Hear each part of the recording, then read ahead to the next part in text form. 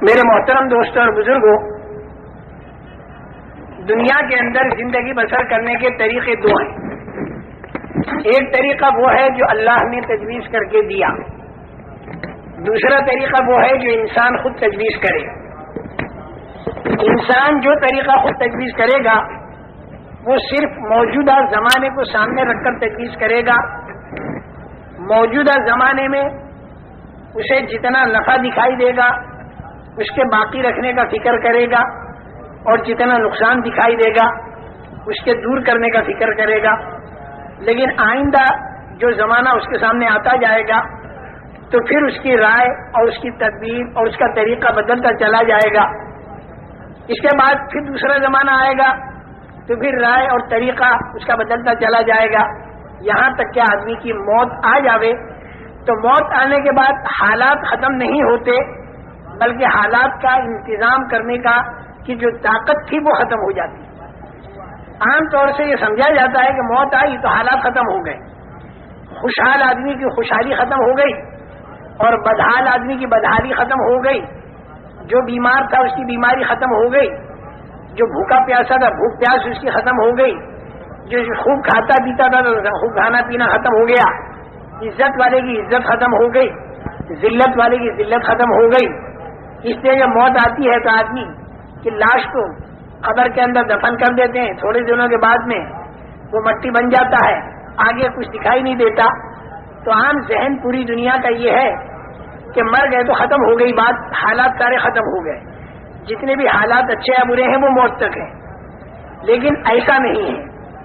ہمارا اور تمہارا پیدا کرنے والا خدا، جس نے اپنی قدرت سے تین تین اندھیریوں میں ماں کے پیٹ کے اندر اس انسان کو بنایا، جبکہ وہاں پر کوئی روشنی بھی نہیں تھی، ماں کا پیٹ تھا، بچے دانی تھی اور اس کے اندر ایک جھلی تھی، اس جھلی کے اندر لپٹا ہوا بچہ تھا، اور سارے اعضاء انسانی اللہ تعالیٰ نے بنائے۔ وہ بنانے والا اللہ وہ خود یہ بتا رہا ہے کہ موت کے بعد ایک لمبی چوڑی زندگی آنے والی ہے، جو مرنے سے پہلے والے کو دکھائی نہیں دیتی، لیکن وہ یقیناً ایک زندگی آنے والی ہے۔ انسان کے اوپر 4 منزلیں آنے والی، 4 منزلیں ہیں۔ ایک منزل تو ہے ماں کے پیٹ کی، دوسری منزل ہے دنیا کے پیٹ کی، تیسری منزل ہے قبر کے پیٹ کی، اور چوتھی منزل ہے آخرت کی، اور وہ آخری منزل ہے۔ اس کے بعد پھر کوئی 5ویں منزل نہیں۔ آخرت میں جو مقام اس کے لیے راحت کا یا تکلیف کا طے ہو گیا تو وہ اسی مقام کے اندر رہے گا، اس کے بعد پھر کوئی 5ویں منزل اس کی نہیں ہے۔ یہ بات الگ ہے کہ کوئی ایمان والا اگر اپنی بدعمالیوں کی وجہ سے جہنم میں گیا تو جہنم کے اندر وہ پاک اور صاف ہو کر اور پھر وہ جنت میں چلا جائے گا۔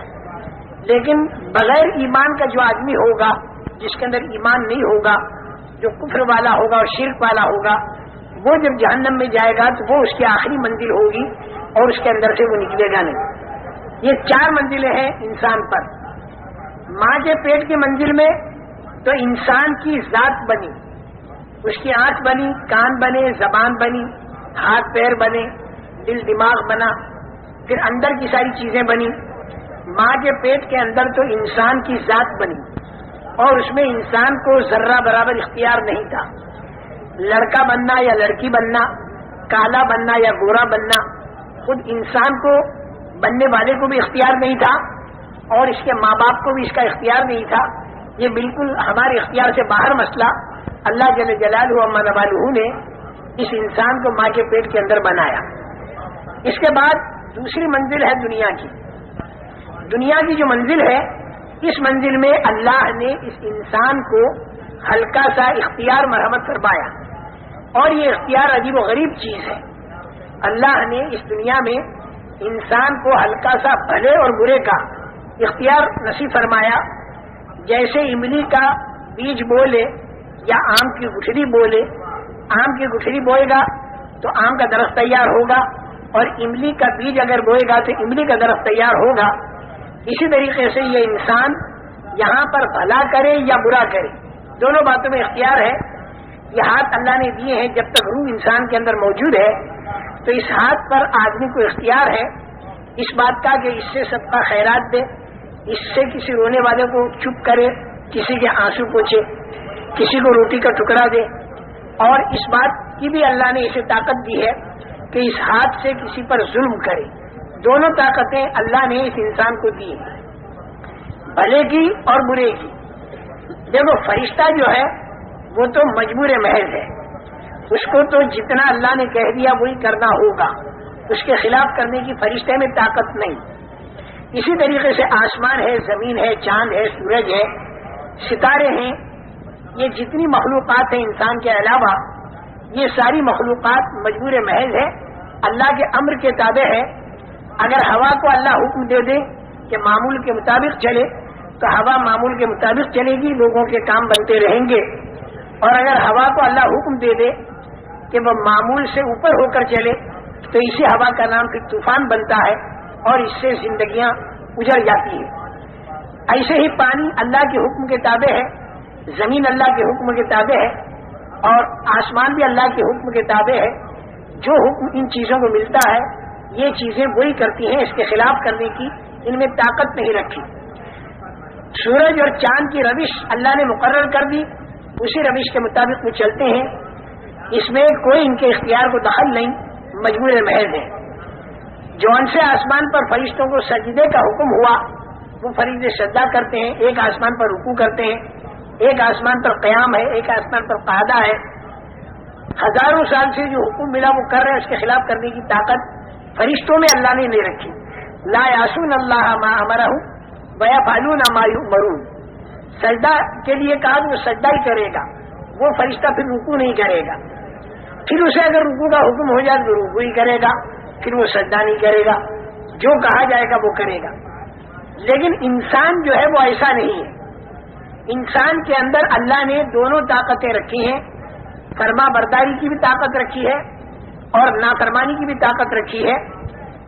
انسان فرشتوں جیسا نہیں کہ وہ جو کہا جائے وہی کرے، کیونکہ فرشتہ تو جو کہا جائے وہی کرے گا، اس کے خلاف کرنے کی طاقت نہیں۔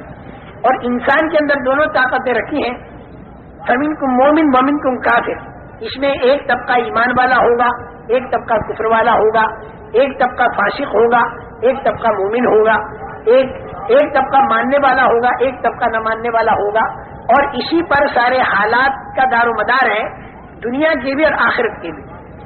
جتنے اس دنیا کے اندر حالات آتے ہیں وہ حالات کے لانے والے تو ہے اللہ، عزت اور ذلت، کامیابی اور ناکامی، اطمینان اور پریشانی، خوف اور امن، بیماری اور تندرستی، موت اور حیات، طبیعت کے موافق حالات یا طبیعت کے خلاف حالات جو اس دنیا کے اندر آتے ہیں، اس حالات کے لانے والے تو ہے اللہ، اللہ کے ارادے سے وہ حالات آتے ہیں۔